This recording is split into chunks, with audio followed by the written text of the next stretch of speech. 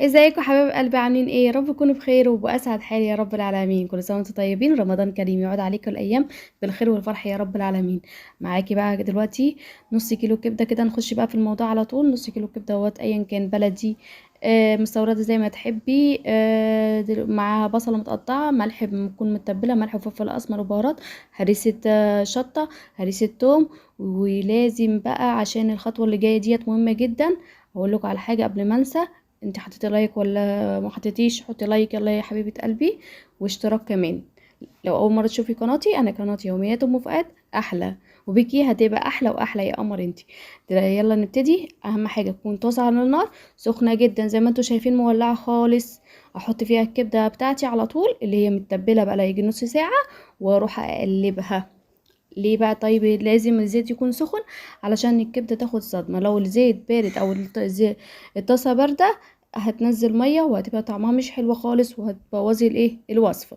اعمليها زي ما بقولك كده وهتدعيلي ان شاء الله. كل سنه وانت طيبه يا قمر انت، يا رب يعود عليك الايام بالخير والفرح وكل حاجه حلوه. صلوا على النبي ولا لا؟ اهم حاجه في اليومنا نذكر ربنا ونصلي على النبي. يلا بصوا، زي ما انتوا شايفين كده شوحتها. احلى بقى سندوتشات كبده هتاكلوها وهتدعوا لي بجد والله. جربوا الطريقه دي هتعجبكم جدا جدا جدا. معلقه بقى الخل، طب فايدتها ايه معلقه الخل مع الكبده يا ام فؤاد؟ معلقه الخل دي بتخلي الكبده تكون طريه، وكمان ما بتغيرش لونها. جميله جميله جميله. هنا بقى معايا قرنين فلفل رومي، قرن فلفل حامي لو حابين، وفص ثوم. دي اخر خطوه مع التوابل، وهننسى التوابل. لسه انا هحط التوابل عباره عن ايه؟ كمون، وبهارات السبع بهارات، فلفل اسمر حبه، فلفل اسمر حبه، كزبره لو عندك، والملح. اوعي تنسي الملح، انا كنت هنسى اقول الملح بس لما شفت قلته. كل سنه وانت طيبه يا رب، ويعود عليكي بالايام يا رب بالخير والفرح والسرور يا رب العالمين. نقلبها كويس جدا جدا جدا. شايفين بقى لونها بقى عامل ازاي؟ جميله قوي. الفلفل ما بيستواش عن كده ويبقى لونه اخضر ويفتح النفس. بصوا بقى ما شاء الله جميله. عندي كده الكبده خلاص تمام واستوت وزي الفل. جيبي بقى سندوتشاتك بقى، فينو، عيش بلدي، زي ما بتحبي. شوفي بتحبي بتاكليها بايه.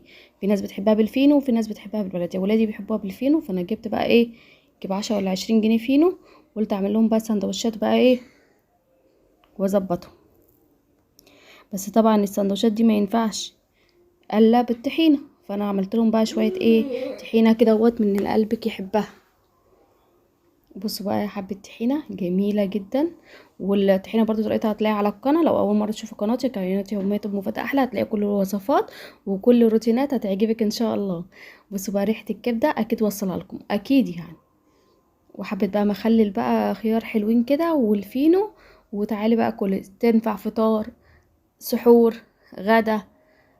بالليل لما نجوع بقوم بعملها. بتبقى بصراحة جميلة وبتسد في اي وقت وتحفة. انا مبسوطة جدا ان كنتوا بتتفرجوا على الفيديوهات بتاعتي وبتدعموني وبتحطوا لي لايك واشتراك، وشكرا ليكم وشكرا لمحبتكم. واشوفكم في فيديو جديد مع يومية ام فؤاد احلى، وبيكم هتبقى احلى واحلى. باي باي يا حبيب قلبي، السلام عليكم.